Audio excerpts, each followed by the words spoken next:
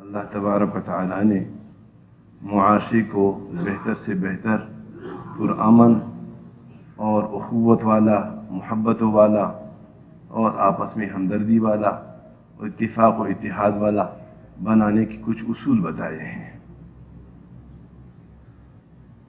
ان اصول میں سب سے پہلے تو اللہ تبارک و تعالیٰ نے یہ حکم دیا کہ اللہ کے ساتھ کسی کو شریک مت ٹھہرانا۔ یہ سب سے بڑا ظلم ہے۔ روئے زمین پر پریشانیاں آتی ہیں اور جھگڑے آتے ہیں، فسادات آتے ہیں ظلم کی وجہ سے۔ تو ظلم جیسے ایک دوسرے پر زیادتی کرنا ظلم ہے، اس سے بڑا ظلم، تمام ظلموں سے بڑا ظلم اپنے رب کے ساتھ کسی اور کو شریک ٹھہرانا سب سے بڑا ظلم ہے۔ وَإِنَّ الشِّرْكَ لَظُلْمٌ عَظِيمٌ، اللہ کے ساتھ کسی کو شریک ٹھہرانا یہ ظلم عظیم ہے، اللہ فرماتے۔ تو سب سے پہلے تو یہ بتا دیا کہ معاشرہ کو ٹھیک کرنا ہے، اخوت والا معاشرہ بنانا ہے، پرامن اور محبت والا معاشرہ بنانا ہے، ایک دوسرے کے ساتھ اثار اور ہمدردی والا بنانا ہے، تو ایک شرط تو یہ ہے کہ اللہ کے ساتھ کسی کو شریک نہیں ٹھہرانا، بس اللہ ہی رب ہے، اسی کو سب کچھ سمجھنا ہے۔ دوسرے نمبر پر اب سلسلہ شروع ہوا کہ جس کا سب سے زیادہ احسان ہے انسانوں میں، اس کی احسان مند رہیں، اس کا شکر گزار رہیں اور اس کے احسان کا جو تقاضا ہے وہ پورا کرے۔ چنانچہ والدین ہے، انسان جب دنیا میں آتا ہے تو سب سے پہلا محسن تو اللہ ہے، اور دوسرے نمبر پر محسن سرکار دو عالم صلی اللہ علیہ وسلم ہے، اس لیے کہ انہوں نے دنیا اور آخرت کی کامیابی کا طریقہ بتا دیا ہے، اور تیسرے نمبر پر پھر محسن والدین ہے۔ اس کے بعد جو قریب سے قریب تر رشتہ دار ہے وہ سب سے زیادہ محسن ہے، ان کا خیال رکھنا۔ چنانچہ فرما دیا کہ والدین کے ساتھ ایسا رہنا ہے، پھر رشتہ داروں کے ساتھ یہ خیال رکھنا ہے، اور ان کی تکلیف پریشانیوں کا خیال رکھنا ہے، اور ان پر اپنا مال خرچ کرنا ہے۔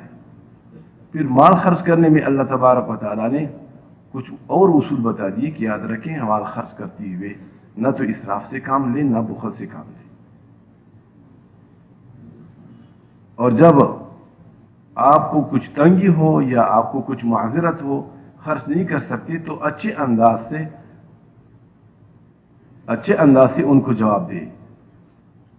بہن کا تقاضا ہے، بھائی کا تقاضا ہے، بیٹے کے یا بیٹی کا تقاضا ہے، اور ابھی آپ کا ہاتھ کچھ تنگ ہے تو جھڑکے نہیں اور گستاخانہ انداز سے جواب نہ دے، اور یہ کہ احسان جتلانے والا انداز نہ ہو جیسے کہ کرتے ہیں، بلکہ اچھے انداز سے معذرت کرے۔ بے شک حالات آتے ہیں انسان پر، کبھی کیسا ہوتا ہے کبھی کیسا ہوتا ہے۔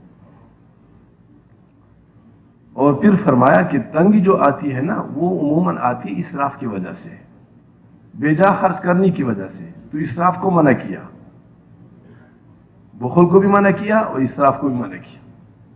فرمایا وَلَا تَجْعَلْ يَدَكَ مَغْلُولَةً إِلَىٰ عُنُقِكَ،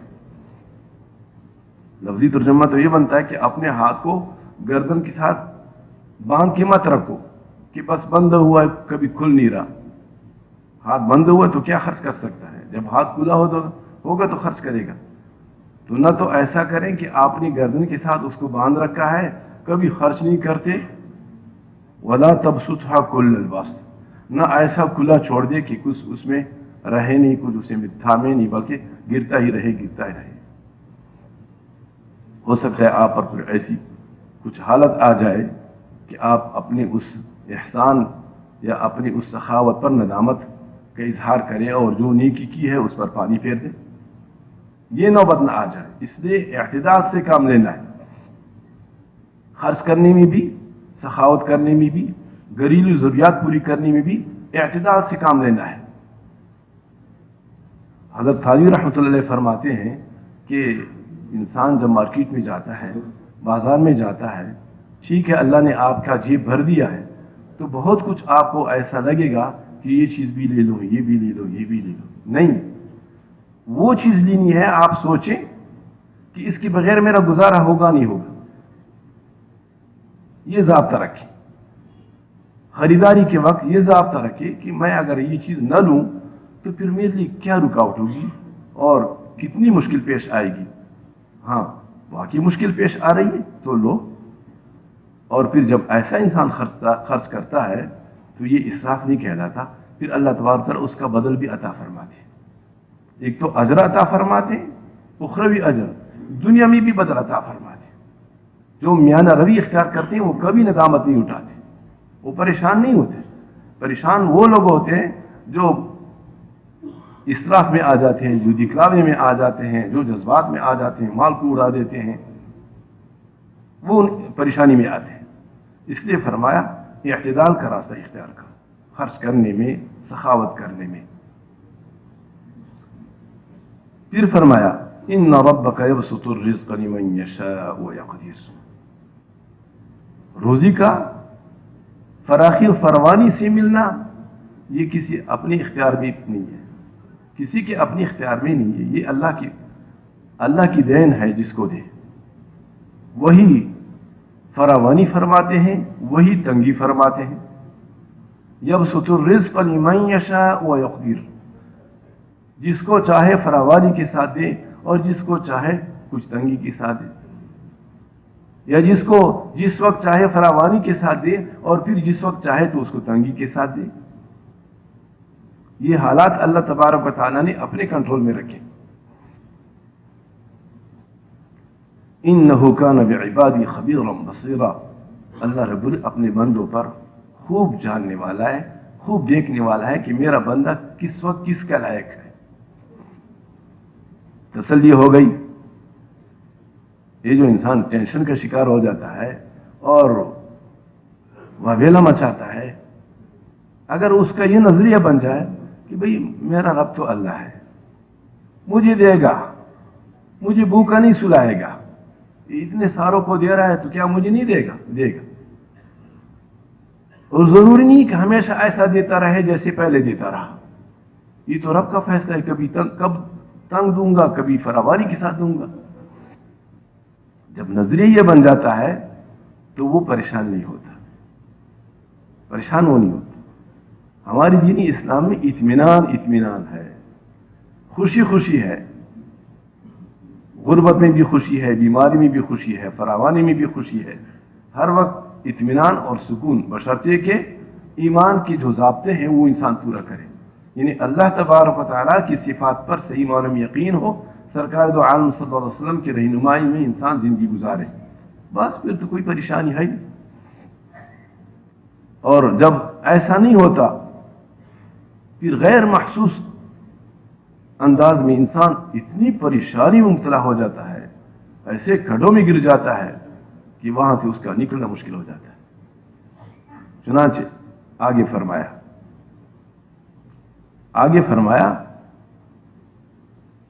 وَلَا تَقْتُلُوا أَوْلَادَكُمْ خَشْيَةَ إِمْلَاقٍ.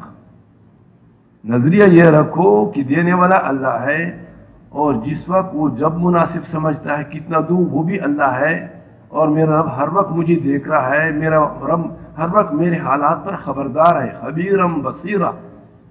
یہ یقین رکھو. اب غلطی نہیں کرو گے, ورنہ تو کیا غلطی کرو گے کہ اپنی اولاد کو قتل کرو گے.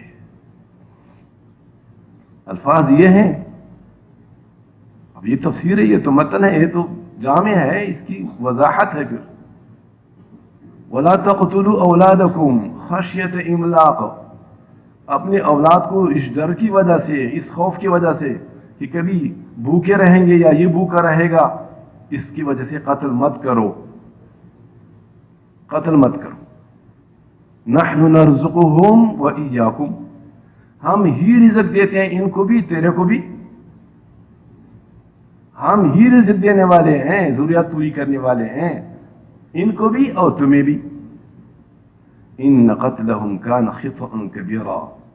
بڑی غلطی ہے, بڑی زبردست خطا ہے جو اپنی اولاد کو اس ڈر کی وجہ سے دے مارے, قتل کرے کہ کہاں سے کھلائیں گے. اب آئیے قتل کرنا کسی کہتے ہیں. جب موٹا ذہن ہوتا ہے تو قتل کرنا ذہن میں یہی آتا ہے کہ بچے کی گلے کو گونٹ کر کے اس کو جو ہے نا مار دیا, یا چھری سے مار دیا, ختم کر دیا. یہ تو قتل کرنا ہے ہی. یہ تو موٹی دماغ والے کو بھی سمجھ میں آتا ہے. قتل کرنے کی بہت ساری صورتیں ہیں. اور جہالت زمانہ جاہلیت میں یہی تھا. وَإِذَا الْمَوْءُودَةُ سُئِلَتْ بِأَيِّ ذَنبٍ قُتِلَتْ. قیامت کے روز جب چھوٹی بچی سے جو زندہ درگور کرتے تھے اس سے پوچھا جائے گا، ارے بچی تیرا گناہ کون سا تھا، کس جرم پہ تجھے تو دبا دیا انہوں نے. جاہلیت میں ایسا کرتے تھے، اس وجہ سے کہ بچی ہے یہ تو ہمارا سہارا بن نہیں سکتی، یہ کیا کما کر کے دی گی، بچی ہے اور اس پر ہم خرچ کریں گے. یا اس جذبے کی وجہ سے کہ بچی میری ہوگی اور یہ کسی اور کی نیچی ہوگی. اس کی غیرت برداشت نہیں کرتی تھی. اس طرح جذبات تھے. سب غلط ہے. یہ خیال تو نہیں آتا تھا کہ میں کہاں سے آیا ہوں، میں کیسے آیا ہوں دنیا میں. اور یہ خیال نہیں آتا تھا کہ اتنے عرصے تک مجھے اللہ نے کیسے کھلایا. بھولا ہوا انسان جو ہے نا، بھولا ہوا ہے. جب اللہ رب العزت کی تعلیمات سے دور ہو جاتا ہے بس پھر اس سے بدتر کوئی چیز نہیں ہے. اس سے بدتر کوئی چیز نہیں. آپ علیہ السلام کی ایک حدیث ہے کہ ایک صحابی تھے، بڑے پریشان تھے. جب آپ علیہ السلام نے ذہن بنایا اور صحابہ کرام کو سبق دیا، ایمانیات سکھائے کہ دینے والا سب کچھ اللہ ہے، سب کچھ اللہ ہی کے اختیار میں، ہم تھوڑا کرتے ہیں، یہ تو اسباب ہے، ہم ہاتھ پیر مارتے ہیں، دینے والا اللہ ہے. اسی طرح یہ کہ بھئی ہم کیسے آئے، یہ کوئی غیرت کی منافی بات تھوڑی ہے کہ اگر آپ کی بیٹی نکاح میں کسی اور کے پاس جائے گی. آخر اس نسل کی بقا تو اسی میں تو ہے، انسانیت کی نسل کی بقا اسی میں تو ہے.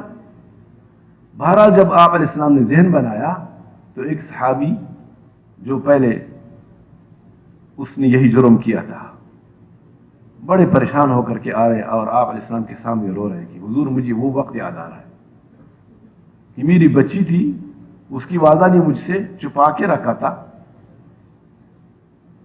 اور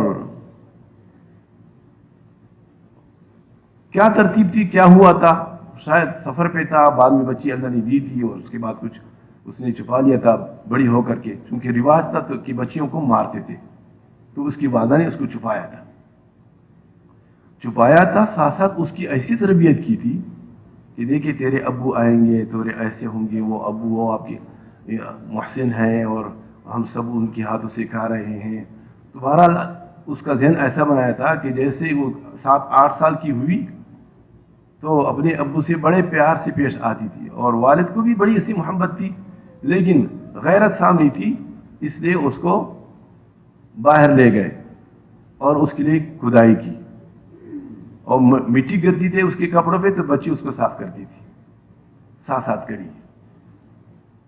اور پھر جب اس کو ڈال دیا اور اس کے اوپر مٹی ڈال دی تو وہ جو ہے نا ابو پیار سے نعرے دے رہی، آواز دے رہی ہے، اتنے میں اس کے سہارے اس کو دبا دیا. تو اس کے والد کہہ رہے ہیں، صحابی تھے رضی اللہ عنہ، کہ مجھے وہ وقت یاد آ رہا ہے اور وہ درد میرے دل سے نہیں نکل رہا. اتنا جرم کیا میں نے، اتنا بڑا نقصان کیا. تو یہ معمول تھا دور جاہلیت میں اور آپ علیہ السلام نے یہ ذہن بنا لیا کہ بالکل غلط سوچ، یہ انتہائی گندی سوچ، دینے والا اللہ ہے. تو ایک تو بچے کو اپنی اولاد کو قتل کرنا یہ ہے جیسے کہ پہلے کرتے تھے، یا اب بھی اس طرح واقعات پیش آتے رہتے ہیں، سننے میں آتا ہے، اللہ حفاظ فرمائے، کہ چھوٹے بچے کو مار دیتے ہیں. یہ ایک مصیبت ہے، بچی ہے یا بچہ ہے مار دیتے ہیں. اس کے علاوہ یہ بھی مارنا ہے کہ بچہ پیدا ہوا، اس کی تربیت کا کوئی خیال نہیں رکھا اور خاص کر اس کی ایمانیات کا تو کوئی انتظام نہیں کیا. زیادہ فطر کی محبت میں آ کر کے اس کے لیے دنیا کا سوچ لیا کہ اس کی دنیا کیسے بنے گی، اور دنیا اس کے اختیار میں ہے نہیں. تربیت سے اس کو دور رکھا، نہ اللہ سمجھایا، نہ آخرت سمجھایا، نہ اللہ رب العزت کا رب ہونا سمجھایا. اور یوں ہی بچہ جو ہے نا بڑا ہو گیا اور دوسری ماحول میں رکھا، یہاں تک کہ لیبل اس پر اگرچہ ایمان کا ہے یا اسلام کا ہے، لیکن وہ ہے سب کچھ سے خالی، سب کچھ سے خالی۔ یہ بھی بچے کو مارنا ہے، اپنی اولاد کو مارنے کی مترادف ہے۔ سرکار دو عالم صلی اللہ علیہ وسلم کا ارشاد ہے، مفہوم ہے کہ جب بچہ 7 سال کا ہو تو اس کو نماز سکھاؤ اور نماز کا حکم دو کہ وہ نماز پڑھے۔ آپ علیہ السلام نے کبھی نہیں فرمایا کہ جب بچہ 7 یا 8 سال کا ہو تو اس کو دنیا کمانے کی طریقے سکھاؤ، یہ نہیں فرمایا، یہ کہیں بھی نہیں ہے، یہ کہیں نہیں ہے۔ اور سرکار دو عالم صلی اللہ علیہ وسلم سے زیادہ کوئی اپنی امت پر اور اپنے آنے والوں پر، ماننے والوں پر کوئی زیادہ شفیق اور مہربان نہیں ہے، اور آپ علیہ السلام سے کوئی زیادہ سمجھدار بھی نہیں ہے۔ آپ علیہ السلام کو معلوم نہیں تھا؟ ایمان کا فکر کرو، ایمان کا سوچو، ایمان کا اس کے لیے غم کرو کہ ایماندار بن جائے، وہ نیک بن جائے۔ دنیا تو اس کو، جب اللہ نے اس کو آنکھ دی ہے، ہاتھ دیے ہے، پیر دیے، تو اسباب کے درجے میں اس میں میدان میں آئے گا، سب کچھ خود کرے گا۔ اور معاشرے میں آپ دیکھتے ہیں کتنے سارے ایسے ہیں، کتنے سارے ایسے انگوٹھا چپ ہے، لیکن اللہ نے اس کو ایسا دیا اور کمانے کا ایسے اس کو گر آتے ہیں۔ انگوٹھا چپ ہے، میری علم میں ہے، اگر آپ نہیں جانتے کتنا کماتے۔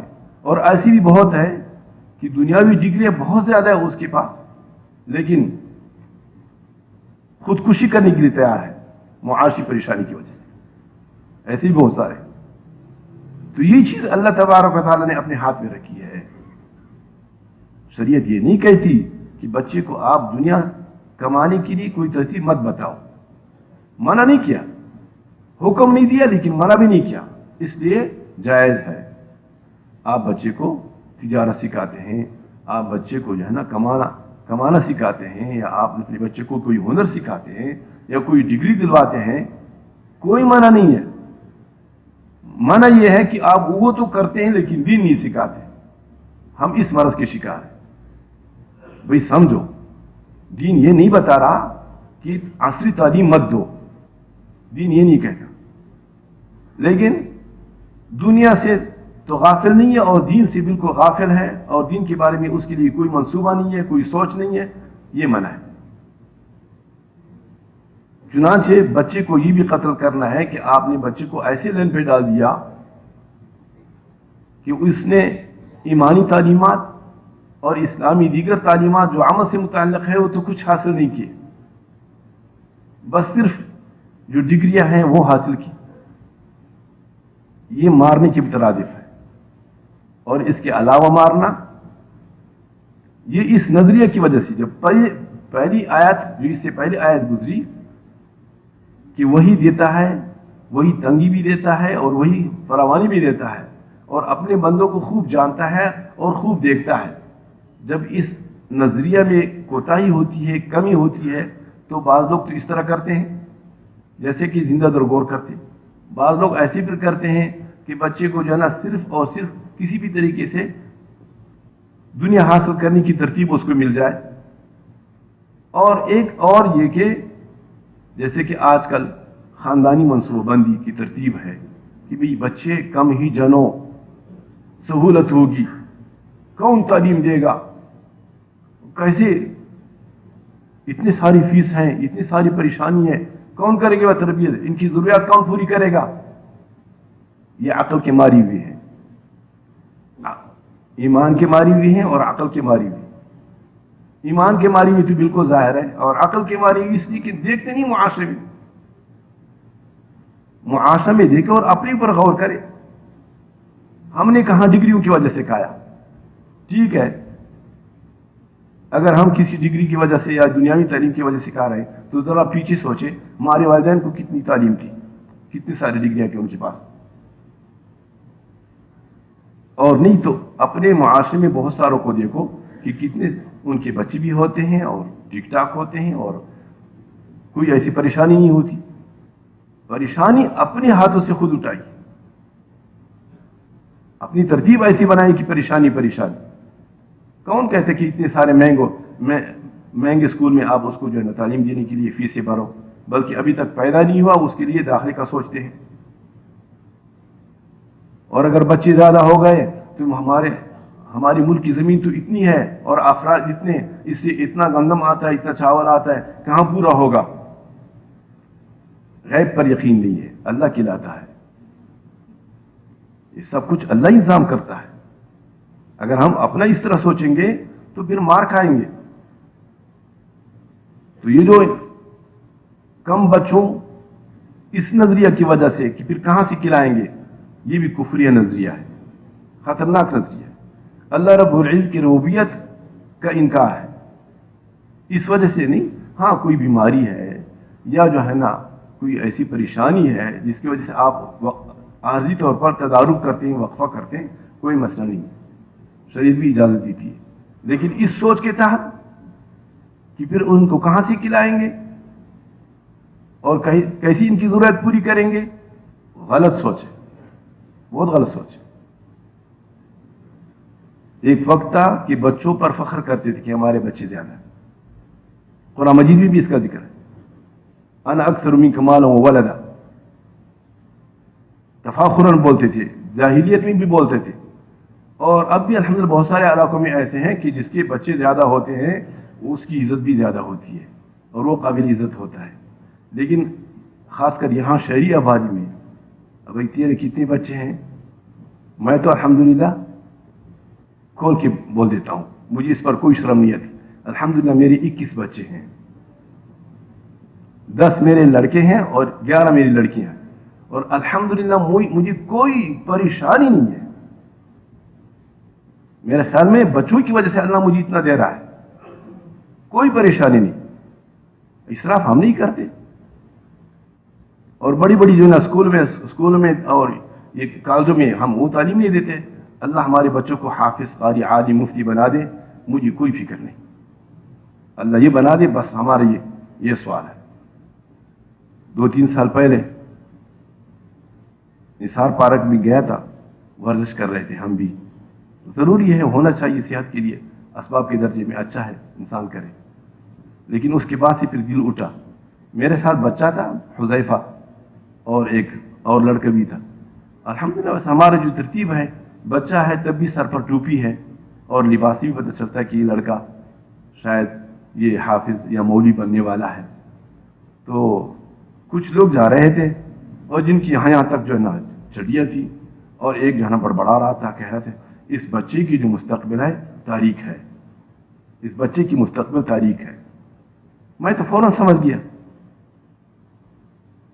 اور مجھے بڑی ایک تکلیف ہو گئی. اس وقت وہ حفظ کر رہا تھا اور الحمدللہ آج بڑا زبردست بہترین حافظ ہے. تو یہ جھوٹا ہے. تیرا مستقبل تاریک، الحمدللہ ہمارے بچے کی مستقبل تاریک نہیں ہے، اللہ نہ کرے. بھئی یہ غلط سوچ ہے.